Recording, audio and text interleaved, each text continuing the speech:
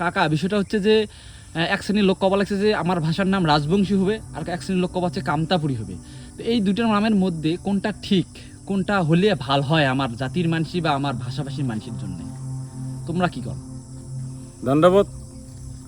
আজকে যে ভাষা বিতর্ক চলছে, কাঙো কবা দিচ্ছে রাজবংশী ভাষা, কাঙো কবা দিচ্ছে কামতাপুরী ভাষা। তা মুই কতগুলো তথ্য এবং তত্ত্ব তুলে ধরিম, সাধারণ জনগণ এটা বিচার করবে। প্রথম কথা হলো, আমরা ইতিহাস থেকে যেটা পাই, কামতাপুরের ইতিহাস, সেই ইতিহাস থেকে পাওয়া যায় আমার মহাবীর চিলেরায় তার উক্তি।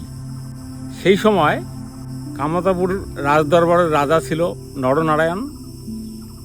সেই নরনারায়ণের যে সভাকবিগুলো ছিল, আর সেই সময় পড়াশোনাটা সংস্কৃতে হয়েছে। কিন্তু চিলেরায়ের বক্তব্য ছিল, সেটা কালিকে পুরাণত উল্লেখ আছে।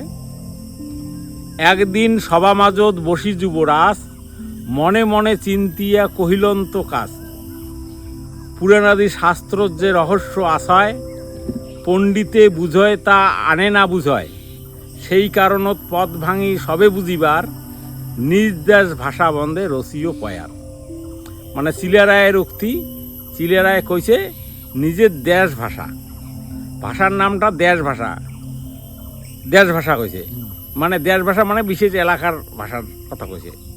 তারপরে পুরুষোত্তম বিদ্যাবাগীশ, হরিহর বিপ্র, পীতাম্বর সিদ্ধান্ত বাগীশ, মাধব কন্দলী, শঙ্করদেব, মাধবদেব, দামোদর দেব, নারায়ণ দেব, বকুল কায়স্থ, আরও নানা সভাকবি ইমরা তখন অনুবাদ, সংস্কৃত থেকে অনুবাদ সাহিত্যের সৃষ্টি করলেন, অনুবাদ করা শুরু করলেন।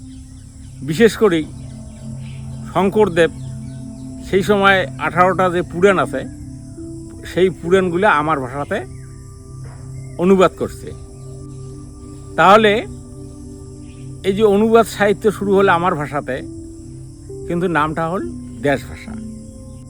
এই ভাষার যে প্রচলন, এই ভাষার প্রচলন হল গোটা উত্তরবঙ্গ,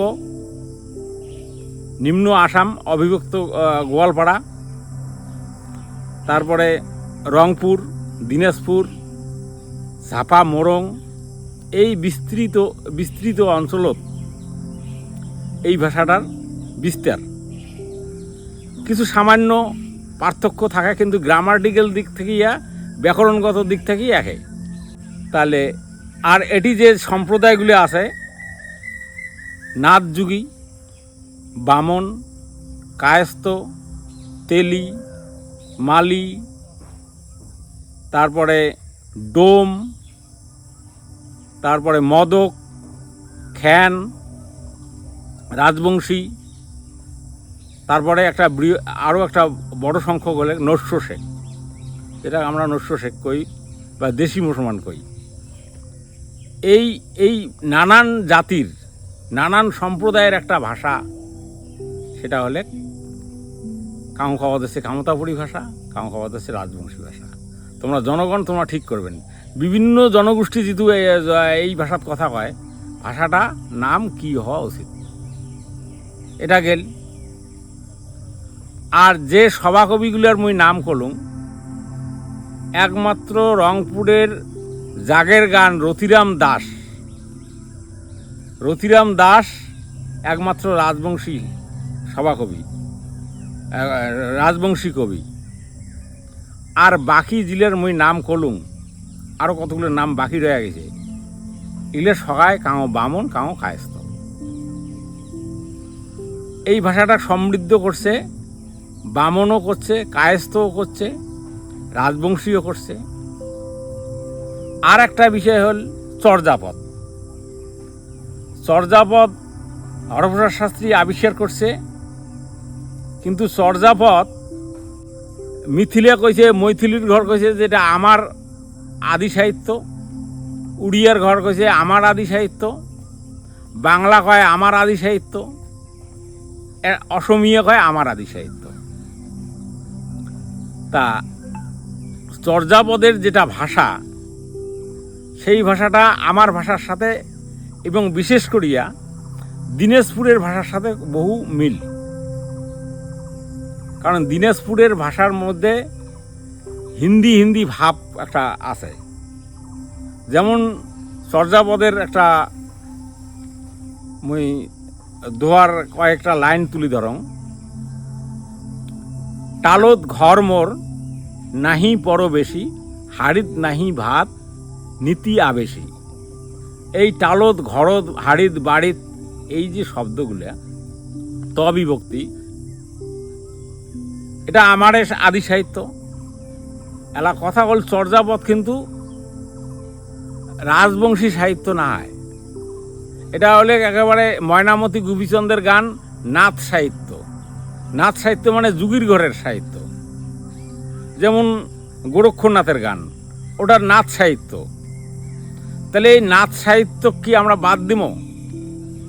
এই ভাষা মানে উন্নয়নের ক্ষেত্রে বা ডেভেলপের ক্ষেত্রে, সাহিত্য চর্চার ক্ষেত্রে উমেরও তো ভূমিকা আছে, নাথ যুগীগুলোরও তো ভূমিকা আছে। কেন করি উমের এই ভূমিকাগুলা এই ভাষা ডেভেলপমেন্টের ক্ষেত্রে উমের ভূমিকা কেন করি আমরা নস্যাৎ করি? এটা নস্যাৎ করা যায়? এটা সাধারণ জনগণ, তোমরা শিক্ষিত শুভবুদ্ধি সম্পন্ন মানুষ যাই আছেন, তোমরা এটা বিচার করবেন। তারপরে যদি এলা কওয়া যায়, ভাষাটা কওয়া যাচ্ছে রাজবংশী। মুই কং রাজবংশী উত্তরবঙ্গ আর আসামতে না হয়, রাজবংশী দক্ষিণবঙ্গত আছে। বীরভূম, বাঁকুড়া, বর্ধমান, 24 পরগনা ওই এলাকাতেও রাজবংশী আছে।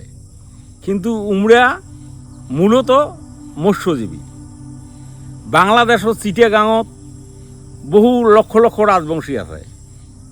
উমরা কিন্তু উমের ভাষায় আমার ভাষা এক না হয়। আজকে দক্ষিণবঙ্গের জেলা রাজবংশী আছে, উমের ভাষার সাথে আমার ভাষা মেলে না। তাহলে রাজবংশী যদি নামকরণ হয়, ওই রাজবংশীগুলোরও ভাষা কিন্তু এটা হবে না। হ্যাঁ, এটা কোন রাজবংশীর ভাষা? তাহলে বিশেষ করিয়া সম্প্রদায় ভিত্তিক যদি হয়, তাহলে চিটাগাঙের রাজবংশী, তারপরে দক্ষিণবঙ্গের রাজবংশী, উত্তরবঙ্গের রাজবংশীর ভাষার কিন্তু মেলা ফারাক দেখা দেবে। কিন্তু ভাষাটার নামকরণ এলাকা ভিত্তিক হওয়া উচিত বলিয়া মুই মনে করং। তাছাড়া আরও যে বিষয়গুলি আছে, যেমন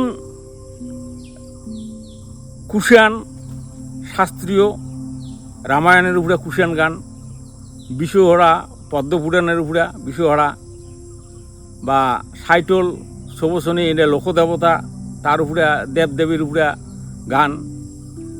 কিন্তু পরবর্তীকালে যে দোতরাপালা গান আসছে, দোতরাপালা গান কিন্তু নির্দিষ্ট কোনো দেবদেবীর বা কোনো নির্দিষ্ট বার্নিং ছিল না। কোনো রাজা বাদশার পালাও হয়েছে এবং ধর্মীয় পালাও হয়েছে। হ্যাঁ, ওই মুসলমানেরও পালা হয়েছে। ওটি কিন্তু পালার মধ্যে ছিল না, বার্নিং ছিল না। তার মধ্যে যেটা দেখা যায়, যেমন করিম বাদশার পালা, তারপরে সেকেন্দার বাদশার পালা।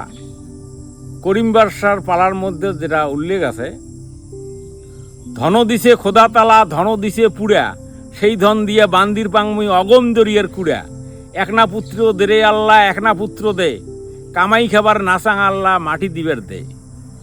তাহলে এই যে মুসলিম সমাজ থেকে যে সাহিত্য উঠে আসছে পালা গানের মধ্য দিয়ে, ওটাও সাহিত্য।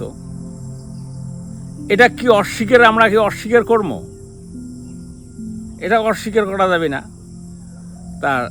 যার জন্যে মুই আমার উত্তরবঙ্গ তথা আসামের যে মানুষগুলিয়া ভাষা আন্দোলন, ভাষার স্বীকৃতি হোক, তোমরা সবাই চান, আমরাও চাই।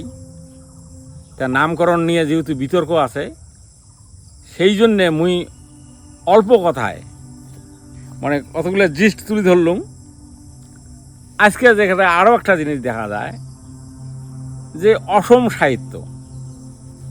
সাহিত্য, অ্যাসামিজ সাহিত্যের যে ইতিহাস, সেটা কিন্তু ওই শঙ্করদেব, মাধবদেব এবং আমার এই যে কামতাপুর রাজদরবারের দিলে সাহিত্য ওলেই কিন্তু অসম সাহিত্যের মানে উমের নিদর্শন। এই ভাষাটায় কিন্তু ওটি দেয়া একটা আলাদা রূপ নিছে। এই ভাষাটায় প্রাচীন রূপটা একে, কিন্তু পরবর্তীকালে ফারাক হয়েছে। তাহলে কাঙো কবাদ হচ্ছে কোচ রাজবংশী ভাষা। কোচ যদি কয়, মেঘালয়ে যাবেন, কোচের ভাষা সম্পূর্ণ আলাদা। মেঘালয়ত কোচের স্বতন্ত্র উমের ভাষা আছে, উমের অভিধান আছে, উমের ব্যাকরণ আছে, উমের সমস্ত বই আছে, সম্পূর্ণ আলাদা। হ্যাঁ, এটা কোচ ভাষাও না হয়, এটা এলাকার ভাষা এবং বিভিন্ন জনগোষ্ঠীর ভাষা, বিভিন্ন সম্প্রদায়ের ভাষা। অতএব এলাকা ভিত্তিক নাম হয় সমীচীন বলি আমি মনে করো। তাছাড়া যদি পণ্ডিতের কথা কই, সুনীতি কুমার চট্টোপাধ্যায় কইছে কামরূপী উপভাষা। সুকুমার সেন ভাষাবিদ, উমরা ওই সুনীতি কুমার চট্টোপাধ্যায়ের বক্তব্যটা সমর্থন জানাইছে। তারপরে যেমন রাজবংশী কইছে একমাত্র গিয়ারসন, আব্রাহাম গিয়ারসন সাহেব কইছে রাজবংশী ভাষা। সেই সময় যে সেন্সাস হয়েছে, হ্যাঁ, মানে সেই সেন্সাসের ভিত্তিতে রাজবংশী ভাষা নামকরণ করছে। আবার ঠাকুর পঞ্চানন কইছে কামতা বিহারী ভাষা। তা সাধারণ মানুষের মধ্যে যেটা প্রচলন আছে দেশি ভাষা। সাধারণ মানুষ কিন্তু সাধারণ মানুষের মধ্যে কিন্তু দেশি ভাষায় কয় এটা আমার দেশি ভাষা। তো দেশ মানে এলাকা ভিত্তিক নাম। ওই দেশ ভাষার কথা কইছে সিলিয়ারায়, তাও দেশ ভাষা এলাকার কথা কইছে। সুনীতি কুমার চট্টোপাধ্যায় কইছে, তাও এলাকা ভিত্তিক কথা কইছে। ধর্মনারায়ণ বর্মা তাও এলাকা ভিত্তিক কইছে। তা এইটার মূল একটা কারণ হল, আজকে রাজবংশী ভাষার নামকরণের ক্ষেত্রে বড় জোর হল যখন কামতাপুরী আন্দোলন হয় এবং ধরপাকড় হয়, প্রচণ্ডভাবে ধরপাকড় শুরু হয়। এই কামতাপুরী শব্দটা কলে ধরপাকড় হয় বাম আমলে, যার জন্যে আমার কিছু রাজবংশী পণ্ডিতের ঘর উমরা একটা কৌশল অবলম্বন করলে যে না আমরা রাজবংশী কই, তাহলে আমাকে তো ধরবে না।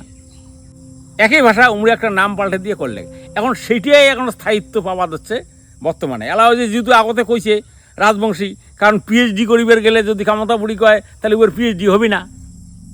অনেকে পিএইচডি করছে, ইমরে মানিচ্ছে না, কারণ উয়ের যে গবেষণা গ্রন্থ আছে সেটি গবেষণা দুনিয়া লেখছে রাজবংশী ভাষা, কারণ কামতাপুরী ভাষা করলে উয়ের পিএইচডি হবে না।